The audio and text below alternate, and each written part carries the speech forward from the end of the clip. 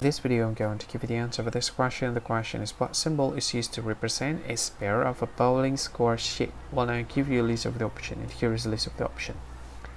Hashtag, slash, X, and the last option is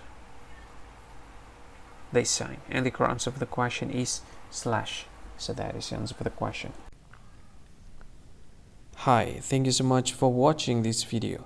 If you find this video is very useful, you can help this channel to grow by subscribing this channel. Click this subscribe button and don't forget to like this video.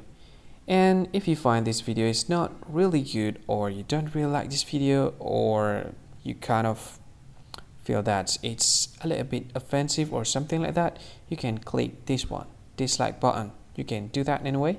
And if you want to share this video with your friend, you can share it by clicking this share button, and you can share it to any social media that you wish that is currently available at this time, like Facebook, Twitter, LinkedIn, and many others, right?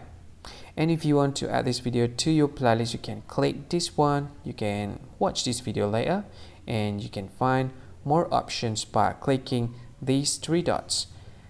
And yeah, don't forget to subscribe. I think that's all of it. Thank you so much for watching this video, and see you again in another video. Bye bye. See you again.